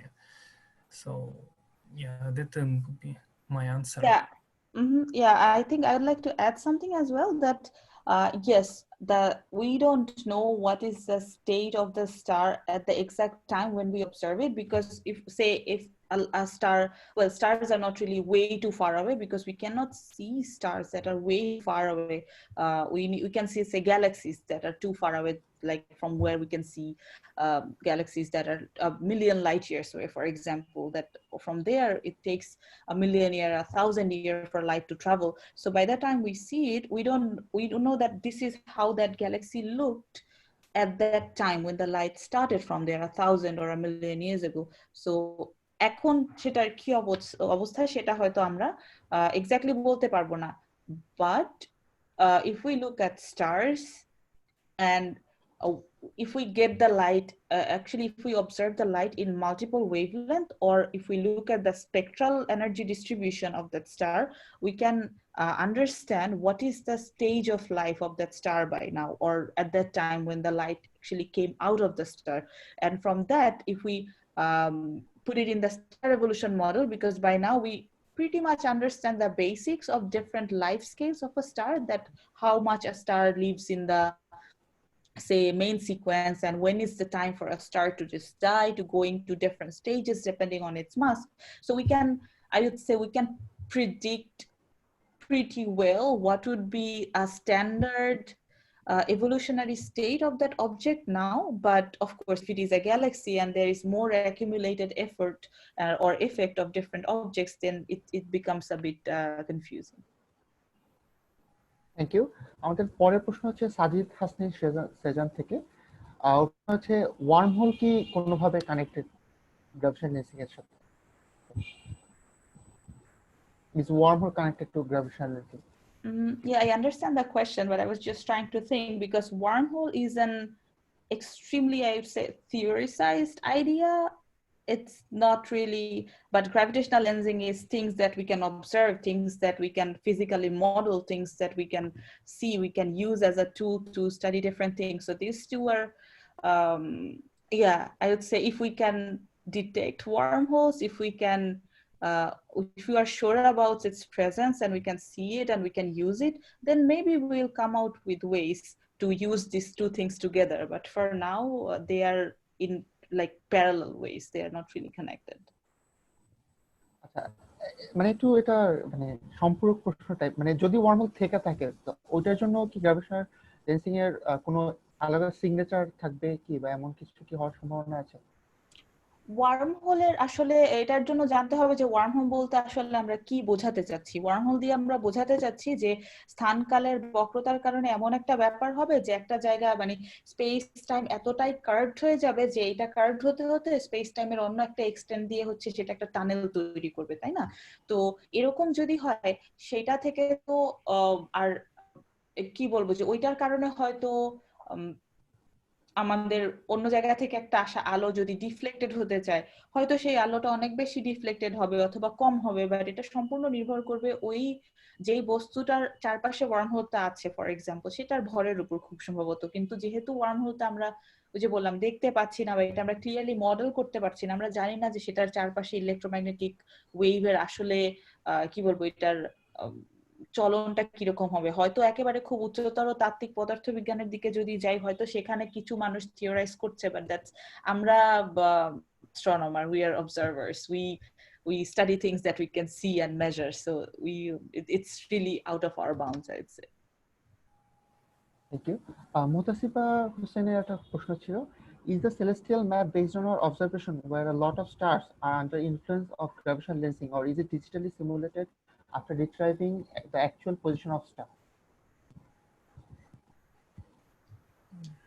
The actual position, the positions of stars are not really highly modified by gravitational lensing. For example, যে আমাদের সূর্যের অবস্থানের জন্য সূর্যের পেছনে থেকে আসা কি বলবো যে একটা তারার আলো যে ডিফ্লেক্টেড হবে, সেই যে শিফটিং, এই শিফটিংটা খুবই খুবই কম। কারণ একটা তারার এই যে গ্র্যাভিটেশনাল লেন্সিং এ যে পরিবর্তনটা হয়, যেমন আমরা যখন ওই যে এক্সাম্পলে যখন দেখলাম যে কিছু গ্যালাক্সি হচ্ছে স্ট্রেচড আউট হয়ে যাচ্ছে, বা হচ্ছে মানে যে লং স্ট্রিং এর মতো হয়ে যাচ্ছে বা আর্কের মতো হয়ে যাচ্ছে, এটা কিন্তু হয় অনেক পাওয়ারফুল লেন্সের কারণে, যেমন একটা গ্যালাক্সির কারণে এবং সেটাও হয় কখন, যখন আমার সোর্স যেটা, যে উৎস থেকে আলোটা আসছে সেই উৎসটা হচ্ছে একটা তারা, মানে সরি একটা এক্সটেন্ডেড উৎস, যেমন একটা গ্যালাক্সি ইটসেলফ। তো কারণ বিকজ একটা এক্সটেন্ডেড উৎস থেকে যখন আলো আসে তখন আমার আলোর সোর্সটাও মাল্টিপল হয়, এবং যখন সেটা আমার একটা লেন্স দিয়ে ডিফ্লেক্টেড হচ্ছে, লেন্সটাও বড়, সো আমার মাল্টিপল জায়গা থেকে আসা আলো মাল্টিপল দিকে চলে যাচ্ছে, এই জন্য আমরা এক্সটেন্ডেড ইমেজ দেখি। কিন্তু যখন তারার ব্যাপারটা চিন্তা করতে হয়, তারার ভর কিন্তু একটা গ্যালাক্সিতে কি রকম থাকে, অ্যাভারেজ গ্যালাক্সির ভর হয় 10⁻11 সোলার মাস, সো 100 বিলিয়ন তারার ভরের মতো। সো 100 বিলিয়ন তারা যদি একটা গ্যালাক্সিকে শুধু একটা আর্কে বদলে দিতে পারে, সেখানে একটা তারার আলোকে আসলে কতটুকু বদলাবে। তো পজিশনের যে রিফ্লেকশনটা সেটা খুবই খুবই ছোট, হয়তো মিলি আর্ক সেকেন্ডের মতো হয়ে যায় বা হচ্ছে এরকম টাইপের। সেটা অ্যাস্ট্রোনমিক্যাল ক্যালকুলেশনের জন্য আমরা ওই ধরনের কারেকশন অ্যাড করি যখন অ্যাস্ট্রোমেট্রি করা হয়, কিন্তু সাধারণ অবজারভেশনের জন্য এটা ইটস নট নিডেড, এবং এটা সবগুলোর ক্ষেত্রেও খুব প্রযোজ্য না আসলে। আমাদের ইনস্ট্রুমেন্টেশনাল যে এরর থাকে, ওই এরর অনেক সময় এগুলিকে পার হয়ে যায়। সো আমি এখানে একটা জিনিস অ্যাড করতে যাচ্ছিলাম যে আইনস্টাইনের জেনারেল রিলেটিভিটির যে প্রথম প্রমাণ যেটা ছিল এডিংটনের, আর্থার এডিংটনের যে প্রমাণটা, ওই প্রমাণটা হচ্ছে এরকমই ছিল কিছুটা, যে হ্যাঁ হ্যাঁ 1919 সালে ওরা একটা সোলার এক্লিপসের সময় সূর্যের ভরের কারণে তারার আলো বেঁকেছিল, এটা হচ্ছে মেপে দেখেছিল। হ্যাঁ হ্যাঁ ওটা আসলে প্রথম ছিল যে আইনস্টাইন যখন হচ্ছে গ্র্যাভিটেশনাল লেন্সিং নিয়ে বলে যে আসলে স্থানকালের বক্রতার জন্য আলোর গতিপথ বদলে যাবে, তো তখন বলে যে আচ্ছা এটা তো খুবই অদ্ভুত একটা কথা, এটা কিভাবে হয়। তো তখন হলো যে আচ্ছা আমাদের কাছাকাছি সবচেয়ে ভারী কোন মহাজাগতিক বস্তু আছে, ডেফিনেটলি দ্য সান। তো সূর্যের অবস্থানের কারণে কি হবে, সূর্যের একেবারে পেছন থেকে যদি কোনো তারার আলো আমাদের দিকে আসে, সেই আলোর একটু মানে তারাটাকে একটু অন্য জায়গায় মনে হবে, কারণ সূর্যের লেন্সিং এফেক্ট আমাদের আশেপাশের গ্রহদের এফেক্টের চেয়ে অনেক বেশি। কিন্তু সমস্যা কি হয় যে সূর্যের যখন দিনের বেলা সূর্য থাকে তখন তো আসলে সূর্যের আলো এত বেশি যে কাছাকাছি কোনো তারা আমরা দেখতেই পাবো না।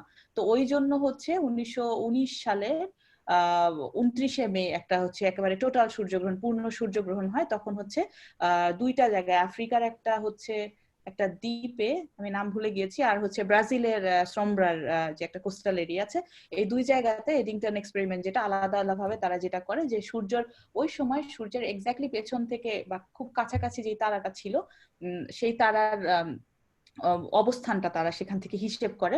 কিন্তু সূর্য তো আসলে বছরের বিভিন্ন সময় বিভিন্ন তারার কনস্টেলেশনে থাকে, তাই না, আমরা সেটা জানি। তো ওই তারা যেই তারাটা দেখেছে সেই তারাটা যখন সূর্য ওই তারা থেকে সরে গিয়েছে বা আগে যখন ওই তারার জায়গায় ছিল না, তখন আমরা ওইটার পজিশনটা জানতাম।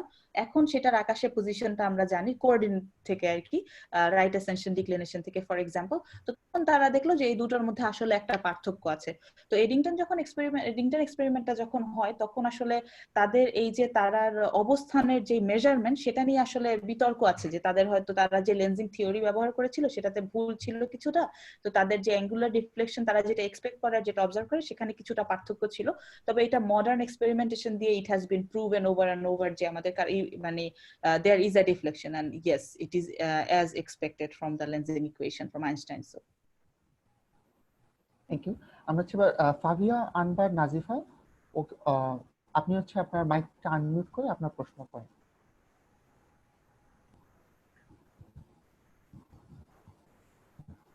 ফাবিহা আনবার নাজিফা।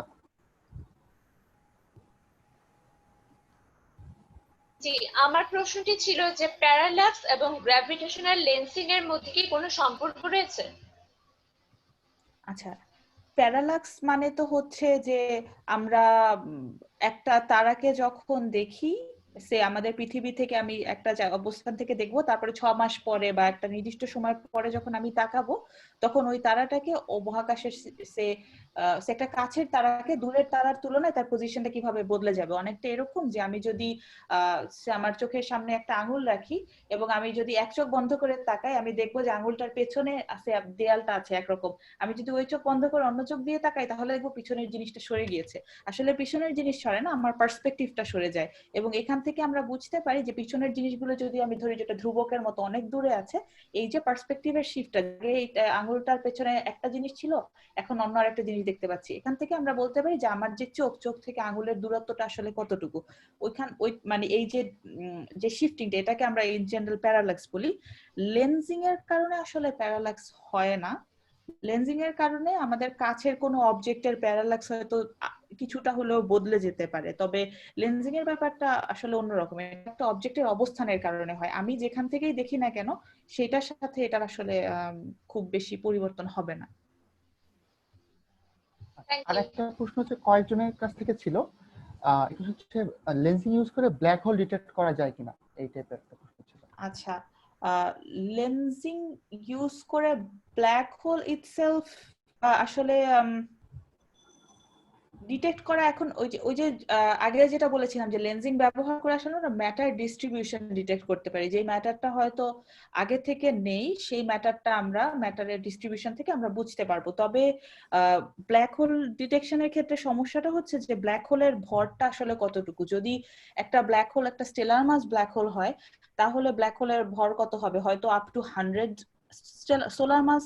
এটা আসলে খুব বেশি ভর না তুলনামূলকভাবে, এবং সেটা যদি একটা স্টেলার ব্ল্যাক হোল হয় তাহলে সেটা খুব ছোট হবে, ওটা একটা মানে অলমোস্ট লাইক পয়েন্ট সোর্স টাইপের একটা জিনিস হবে। তো ওই একটা পয়েন্ট সোর্স মহাকাশে র্যান্ডমলি কোথায় আছে সেটার কারণে একটা কি বলবো, একটা ইমেজ বস্তু থেকে আসা আলো কতটুকু বদলে যাচ্ছে, এটা ডেফিনেটলি সম্ভব যদি আমাদের ডিটেকশন টেকনিক অনেক অনেক বেশি পাওয়ারফুল হয়, অনেক হায়ার রেজলিউশন, অনেক সেন্সিটিভ হয়, এবং যদি আমাদের কাছে পুরো আকাশের ম্যাপ থাকে। আমরা জানি যে আগে এই আকাশটা এরকম ছিল এক্স্যাক্টলি, এখন এই একটা জায়গাতে আমি একটা ছোট্ট পরিবর্তন দেখতে পাচ্ছি, সেটা কি জন্য হচ্ছে হয়তো সেখান থেকে আমরা একটা ব্ল্যাক হোলের মাস এস্টিমেশন করতে পারবো।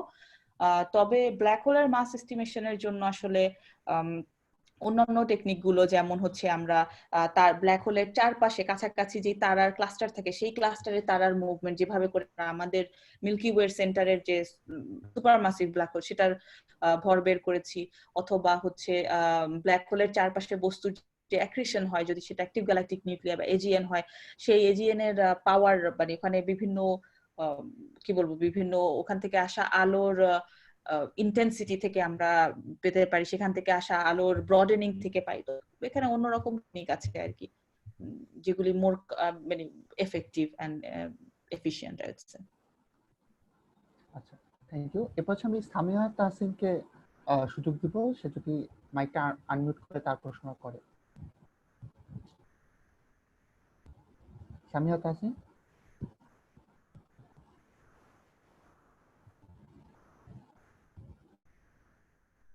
আচ্ছা, আমি ওই প্রশ্নটা তাহলে হচ্ছে পড়ে শোনাচ্ছি। ওর প্রশ্ন হচ্ছে, hello, I would really appreciate if today's guests discuss a bit in detail about the research in the field of gravitational lensing, like data collection, how to gain insights, filtering out other effects, and so on. Okay, so because Ruslan works in the field of strong gravitational lensing, so maybe he can give an idea about that and I can talk about weak lensing afterwards. Can you please repeat the question? I have sent you the question in chat. Okay. Just the research. Her question was, hello, okay. Yeah, I read it now. Okay.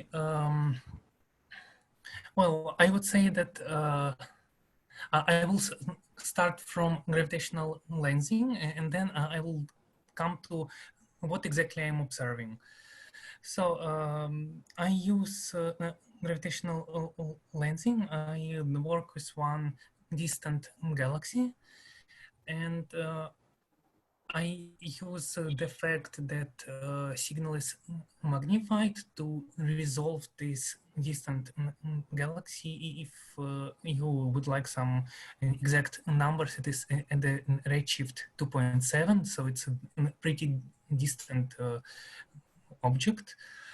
I work with data from several different telescopes. And I am working on resolving this galaxy to see which kind of processes are happening inside, because this magnification allows us to do this. So I work with the data from Hubble Space Telescope, which gives me optical and near infrared part of the spectrum.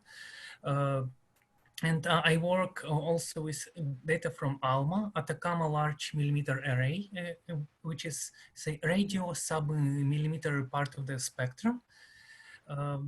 I use these different, say, pieces of information to combine them together to reconstruct spectral energy distribution, how much energy is emitted outside the galaxy per unit wavelength or frequency. And the object itself is very interesting, even without the fact that it is strongly gravitationally lensed, which adds even more value to this. So the object is so-called Lyman break galaxy. It is some type of distant galaxies which are found mainly due to special selection technique. Imagine you observe distant objects through different filters or bands, like green, blue, red, violet, ultraviolet, infrared, and then you see object in some of them, but then you go to some band and this object disappears. It means it's not emitting at this wavelengths, so on. It just stops emitting. So it has some kind of break in their spectra, and this break is called Lyman break because it is related to emission of neutral hydrogen. So it's hydrogen. It absorbs and emits light, and at some point the energy of this the photons which are emitted from the stars, for example, they it's not enough to excite this hydrogen, so these photons just leave galaxy, and we can observe them. But energies above that limit excite hydrogen, so hydrogen absorb them, so we cannot observe this. So it creates this sharp break, and this kind of object is really interesting because it allows us to see distant universe. And personally, I'm interested in looking at star formation properties of this galaxy, which is called 8 o'clock arc. And also properties of the dust, because ALMA gives us great opportunity to, it gives us information from infrared part of the spectrum. And we know that dust, which covers star formation regions, or it can cover them or be distributed somehow randomly or in clumps. But dust has property of absorbing this ultraviolet light, which is emitted from young stars. It absorbs and then re-emits. It processes light and re-emits in infrared. So part of the light which is absorbed directly from young massive stars, it is lost because of the dust. It's not observed. But by having data from HST and ALMA, I can relate how much flux I see here and there, and I can tell something about how much dust is there. So it's in few words what I'm doing with that object. And lensing here plays huge role because it allows me to resolve, after I reconstruct the source from its image, from this arc to real source, I will be able to tell more exactly how dust is distributed there and what is going on there. But it is in short, say. এবার যদি লাভলিমা আপু বলতে। হ্যাঁ, আমিও হচ্ছে একটু ছোট করেই বলি, আমি আর একটু শর্টলি হয়তো বলে ফেলতে চেষ্টা করব। তো আমার কাজ যেটা রিসার্চের, আমার রিসার্চটা ডিরেক্টলি লেন্সিং এর সাথে রিলেটেড না, টু বি অনেস্ট। আমার কাজ হচ্ছে to look at the large scale structures. আমি হচ্ছে গ্যালাক্সি ক্লাস্টার্স এর যে কথা আমরা কয়েকবার বলে আসছি, যে লেন্সিং খুব স্ট্রং লেন্সিং হয় galaxy cluster and everything. So galaxy cluster হচ্ছে কি, যে মহাকাশের সবচাইতে গ্র্যাভিটেশনালি বাউন্ড লার্জেস্ট স্ট্রাকচারস যেটা আমরা দেখতে পাই। কারণ এখানে অনেক অনেক বেশি মাস থাকে, 10^14-15 সোলার মাস থাকে, আরো বেশি থাকতে পারে, লাইক 15 পয়েন্ট সামথিং এট আওয়ার লোকাল ইউনিভার্স। তো এত বেশি মাস থাকার কারণে একটা মহাকাশে একটা খুব ছোট জায়গাতে হাজার হাজার আসলে গ্যালাক্সি থাকে কম্পেয়ার টু এভরিওয়্যার এলস। তো ওই কারণে যেটা হয় যে সেখানে এত বেশি পরিমাণ মাস এবং সেই মাসের ডিস্ট্রিবিউশনের কারণে ডেফিনেটলি এর পেছনে যদি কোনো আলোর উৎস থাকে, সেখান থেকে আসা আলো ডেফিনেটলি অনেকভাবে ডিস্ট্রিবিউটেড এবং ডিস্টর্টেড হয়। তো এইখান থেকে আহ, আমার আমার রিসার্চে আমি যেটা করি, যে আমি আমি হচ্ছে গ্যালাক্সির এভলিউশন নিয়ে স্টাডি করি, যে আমরা যখন এই গ্যালাক্সি ক্লাস্টার গুলোর দিকে তাকাই, ক্লাস্টার গুলোর ভিতরে গ্যালাক্সি গুলো নানাভাবে ইন্টারঅ্যাক্ট করছে, নানাভাবে একটা আরেকটার হয়তো পাশ দিয়ে যাচ্ছে, ম্যাটার ট্রান্সফার করছে, একটা আরেকটাকে ডিস্টর্ট করে দিচ্ছে। এগুলির কারণে ওইসব গ্যালাক্সির মধ্যে তারার জন্ম এবং বিবর্তনে অনেক বড় ধরনের পরিবর্তন দেখা যায়, এবং গ্যালাক্সির আকার আকৃতিতেও পরিবর্তন হয়। তো আমার কাজ হচ্ছে যে অবজারভেশনাল ডেটা এবং কসমোলজিক্যাল সিমুলেশনের ডেটা দুটো কম্পেয়ার করে এই ব্যাপারে জানা, যে গ্যালাক্সি ক্লাস্টারের ভিতরে কিভাবে গ্যালাক্সি গুলো ফরমেশন এবং এভলিউশন হচ্ছে, এবং গ্যালাক্সি গুলো কিভাবে একটা টাইপ থেকে আরেকটা টাইপে পরিবর্তিত হচ্ছে। তো আমি এই স্টাডিতে আসলে তাও লেন্সিং এর ভূমিকা আছে, এবং আমি যে রিসার্চ গ্রুপের সাথে কাজ করি সেখানে আসলে they work mostly on lensing. তো সেটার কারণ কি, যে আমরা যখন গ্যালাক্সি ক্লাস্টারের কথা বলি, তখন ক্লাস্টারের যে মাসের কথা বললাম, যে 10^15 অর সাম সোলার মাস, এই যে মাসের একটা এস্টিমেশন আমি কোথা থেকে পাবো? কারণ একটা সিঙ্গেল গ্যালাক্সির এস্টিমেশন হয়তো আমি পেতে পারি গ্যালাক্সি রোটেশন কার্ভ থেকে, সেটার স্টেলার মাস থেকে, বিভিন্ন মাস টু লাইট রেশিওর এভারেজ ভ্যালু থেকে। কিন্তু যখন আমি একটা ক্লাস্টারের দিকে তাকাই, ক্লাস্টারে যে গ্যালাক্সি গুলো আছে তার থেকে অনেক বেশি হচ্ছে ভর থাকে এই গ্যালাক্সি গুলোর মধ্যে, যে গ্যাস, ইন্টারগ্যালাকটিক গ্যাস এবং যে ডাস্ট থাকে সেগুলোতে, এবং তার চেয়েও বেশি মাস থাকে হচ্ছে ইয়াতে, ডার্ক ম্যাটারে। কারণ একটা যে কোনো একটা স্ট্যান্ডার্ড গ্যালাক্সিতে, আমি বলবো একটা স্ট্যান্ডার্ড স্পাইরাল গ্যালাক্সিতে হচ্ছে total mass to light ratio, যেটা মানে কি গ্যালাক্সি থেকে আমরা যে ভরের এস্টিমেশন যা পাই, আর এটা থেকে আসা আলো কতটুকু। তো ভরকে যদি আমি আলো দিয়ে ভাগ দিই, তাহলে যদি আমি এমন পাই যে 1:1, তার মানে হচ্ছে এখানে কোনো অদৃশ্য ভর নেই, আমি যতটুকু ভর দেখছি তার সিমিলার অ্যামাউন্টের বা কম্পারেবল অ্যামাউন্টের লাইট দেখতে পাচ্ছি। কিন্তু যদি আমি দেখি, কারণ যে গ্যালাক্সিতে যে ভর আছে, যে তার তুলনায় আমি আলো তার 100 ভাগের 1 ভাগ দেখতে পাচ্ছি, বা 10 ভাগের 1 ভাগ দেখতে পাচ্ছি, তাহলে বাকি ভরটা আসলে কোথা থেকে আসে? তো কিন্তু একটা গ্যালাক্সিতে আমার এভারেজ এরকম মাস টু লাইট রেশিও হচ্ছে অ্যাবাউট 10, একটা স্ট্যান্ডার্ড স্পাইরাল গ্যালাক্সিতে। কিন্তু যদি আমরা সেই জিনিসটা গ্যালাক্সি ক্লাস্টারের দিকে তাকাই, এই মাস টু লাইট রেশিওটা আসলে অ্যাবাউট 1000, এটা আরো বেশি হতে পারে। তার মানে গ্যালাক্সি ক্লাস্টার গুলোতে প্রচুর ডার্ক, মানে অনেক হাই অ্যামাউন্টের ডার্ক ম্যাটার আছে। তো ওই জন্য আমি ডিরেক্ট ইমেজিং থেকে কখনো গ্যালাক্সি ক্লাস্টারের ভর খুব ভালোভাবে আসলে ডিটেক্ট করতে পারবো না। There are different ways of studying it, but আমাদের প্রত্যেকটা মেথডে আসলে ফল্ট আছে, এবং আমরা বিভিন্নভাবে সেটাকে ইমপ্রুভ করার ট্রাই করছি to estimate their masses better. তো গ্র্যাভিটেশনাল লেন্সিং এবং উইক লেন্সিং থেকে আসলে আমরা ম্যাটার ডিস্ট্রিবিউশনটা যখন পাই, it's a very good way to estimate the mass of like galaxy clusters and the surroundings.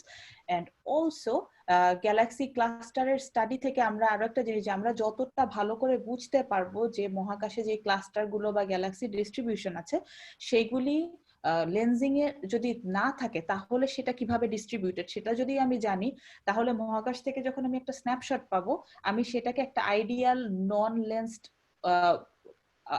আইডিওলজির সাথে কম্পেয়ার করতে কিন্তু আরো বেটার পারবো, এবং আরো বেটার হচ্ছে ওই এরিয়াতে অদৃশ্য ভরের যে ডিস্ট্রিবিউশনটা বা দৃশ্য অদৃশ্য ভরের টোটাল যে মাস ডিস্ট্রিবিউশনটা, সেইটা আমরা বেটার এস্টিমেট করতে পারবো। এবং এটা কেন প্রয়োজন? কারণ আমরা একটা জিনিসকে যদি টোটালি জানতে চাই, আমরা যদি জানতে চাই যে মহাবিশ্বের সে অ্যাজ আ হোল যে এভলিউশনটা কিভাবে হবে, সেটার জন্য আমাদের মহাবিশ্বে ম্যাটারের যে ডিস্ট্রিবিউশন, টোটাল কতটুকু ম্যাটার আছে, কতটুকু ওই যে আমরা যেটা বলি যে ডার্ক ম্যাটার, ডার্ক এনার্জি, বিভিন্ন এলিমেন্টস আছে, এই টোটাল এলিমেন্টস এর একটা মোর প্রিসাইজ এস্টিমেশন আমরা তখনই করতে পারবো যখন আমরা এটাতে আসলে ভর কতটুকু আছে সেটা একটা বেটার আইডিয়া করতে পারবো। তো সেটার জন্য weak lensing is very very important and the study of clusters and understanding them is very important. তো থ্যাংক ইউ লামিম আহাদাপুর, আপনাকে থ্যাংকস টু রুসলান বিয়ানকভ আজকে আমাদের সেশনে জয়েন করার জন্য। আমাদের অনেক প্রশ্ন ছিল, এখনো কিছু প্রশ্ন আসছে কিন্তু আমাদের এখন শেষ করতে হবে জন্য, তো আমরা এখনই শেষ করব। তো শেষ হওয়ার আগে আপনাদের যদি এন্ডিং রিমার্কটা দেওয়ার জন্য একটু বলবো। সাথে একটা প্রশ্ন কয়েকবার একটু ঘুরতেছিল যে আমাদের আজকে যারা জয়েন করেছে এরা যদি ভবিষ্যতে লেন্সিং নিয়ে কাজ করতে চায় বা পড়ালেখা করতে চায় সেটা কিভাবে করবে, তো এইটার সাথে যদি এন্ডিং রিমার্কটা দিয়ে দিতে। আচ্ছা, আমার মনে হয় আমি বলি, কারণ বাংলায় বললেই আমাদের জন্য মনে হয় সবার জন্য মানে অনেকটা করাটা ইজিয়ার হবে। সো ইন জেনারেল লেন্সিং নিয়ে যদি স্টাডি করতে চায় বাংলাদেশ থেকে, আমি বলবো অবশ্যই বা যে কোনো জায়গা থেকে definitely physics and maths is very very important. Physics এবং ম্যাথের ব্যাকগ্রাউন্ডটা খুব ভালো করে করতে হবে। পাশাপাশি অ্যাস্ট্রোনমিতে মাস্টার্স করা যেতে পারে এবং তখন লেন্সিং নিয়ে স্টাডি করা যাবে। তবে লেন্সিং আসলে অ্যাস্ট্রোনমি মেজর যেমন পৃথিবীতে অনেক ইউনিভার্সিটিতেই নেই, কারণ এটা খুবই স্পেশালাইজ একটা ব্রাঞ্চ। এবং অ্যাস্ট্রোনমি সময়ের সাথে সাথে যেটা হয়েছে যে অ্যাস্ট্রোনমির জন্য আসলে খুব পার্টিকুলার কিছু স্কিল যে লাগে তা না, এটার জন্য অনেক কিছু অনেক জায়গা থেকে জানতে হয়। এটা অনেক ইন্টারডিসিপ্লিনারি একটা টপিক হয়ে যাচ্ছে দিন দিন। তো ইন জেনারেল অ্যাস্ট্রোনমি মেজরের চেয়েও করতেই যেমন হয় যে হয়তো বিভিন্ন ইউনিভার্সিটিতে ফিজিক্সের মেজর আছে, সেটা নিয়ে অ্যাস্ট্রোনমির বেশ কিছু কোর্স করা যায় যে এই টপিকগুলো পছন্দ সেই টপিকগুলো নিয়ে জানতে, কারণ astronomy overall is a huge field নাওয়াডেজ। তো তার পাশাপাশি যেটা বলা যায় যে লেন্সিং এর উপরে কিছু ইন্ট্রোডাক্টরি কোর্স করা যায়। Definitely relativity, general theory of relativity related course করতে হবে, তারপরে লেন্সিং রিলেটেড কোর্স করতে হবে। এবং তখন যদি মনে হয় যে না আমার ব্যাপারটা ভালো লাগছে, আই ওয়ান্ট টু এক্সপ্লোর মোর, তখন হচ্ছে এই টপিকের উপর যদি কোনো কি বলবো যে কোনো প্রজেক্ট যদি করা যায় সেখান থেকে আসলে একটা আইডিয়া আসবে। তো এবং লেন্সিং রিলেটেড কাজ যে আমরা কিছুটা ধারণা দিতে চেষ্টা করেছি যে লেন্সিং, ফর এক্সাম্পল লেন্সিং দিয়ে চাইলে যেমন রুসলান যেরকম একটা ইন্ডিভিজুয়াল গ্যালাক্সির প্রপার্টি স্টাডি করছে সেটা করা যায়, অথবা আমি যেমন একটা ক্লাস্টার বা ম্যাটার ডিস্ট্রিবিউশন স্টাডি করছি সেটা করা যায়, অথবা লেন্সিং দিয়ে যেটা বললাম আমরা বলেছি যে এক্সোপ্ল্যানেটের এক্সিস্টেন্স নিয়েও কাজ করা যায়। তো লেন্সিং আসলে একটা tool, lensing is not itself a field of study. আমরা অ্যাস্ট্রোনমিতে tool develop, tool is important, but অ্যাস্ট্রোনমিতে আমরা যে জিনিসটা নিয়ে গবেষণা করি সেটা হচ্ছে আমরা মহাবিশ্বের বিভিন্ন উপকরণ সম্পর্কে আরো বেশি করে জানতে চাই।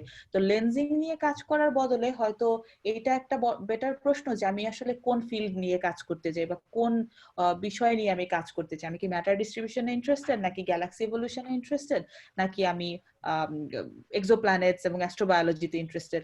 যখন ওই টপিকটা হয়ে যাবে এরপরে lensing can be a tool that you work with. Lensing is not like a way of life or something or a way of research, it's just a tool.